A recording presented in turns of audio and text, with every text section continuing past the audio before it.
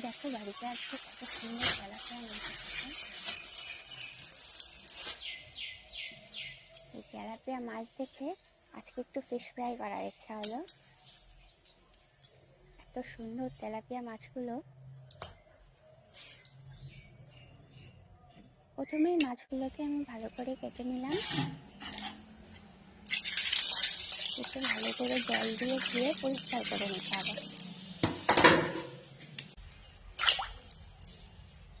মাছগুলো ছিল সবই দেশি তেলাপিয়া।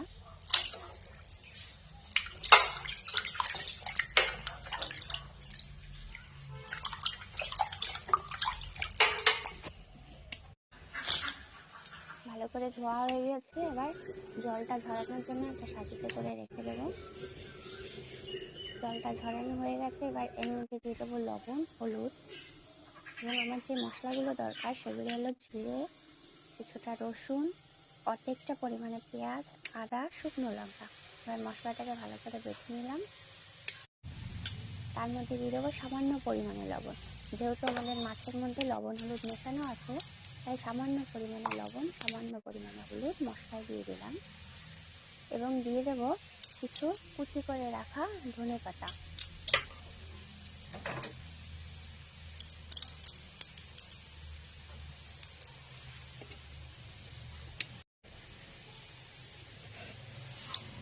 আমি তোমাদের দুটো মাছ দিয়েই করে দেখাবো আজকে। দেখো মাছটা নিয়ে আমি মশলার মধ্যে ভালো করে মাখানো শুরু করে দিলাম। দুটো মাছ নিয়ে আমি ভালো করে মাখিয়ে নেব।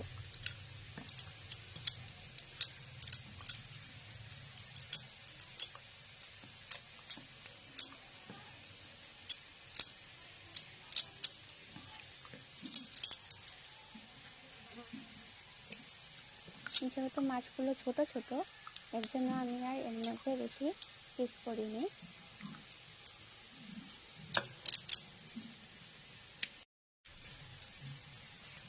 ভালো করে মাখানো হয়ে গেছে, এবার এর মধ্যে দিয়ে দেবো সামান্য পরিমাণে গরম মশলা।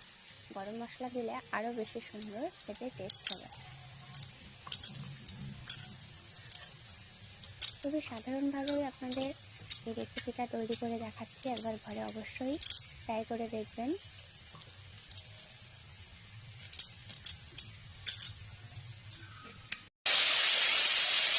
ভালো করে মাখানো হয়ে গেলে এবার তেল গরম করে কড়াইতে আমি দিয়ে দিলাম মাছটা। দুটো মাছই মাছটাকে দিয়ে দেবো এবং প্লেটে যতটা মশলা ছিল ততটাও দিয়ে দেবো।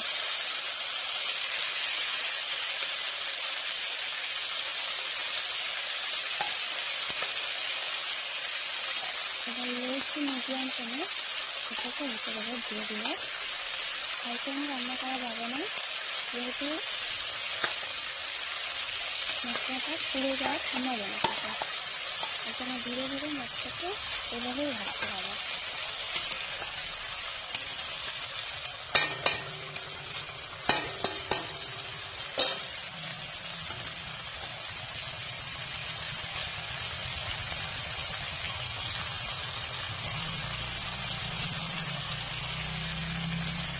দেখুন মাছটা ভাজার সময় দেখতে কত সুন্দর হয়েছে।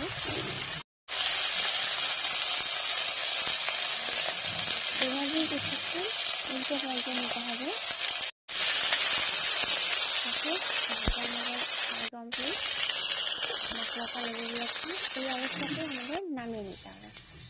দেখো কতটা সুন্দর দেখতে হয়েছে, যতটা দেখতে সুন্দর খেতেও ততটাই সুন্দর। তৈরি হয়ে গেল এই দুর্দান্ত স্বাদের তেলাপিয়া মাছের মশলা দিয়ে ফিশ ফ্রাই।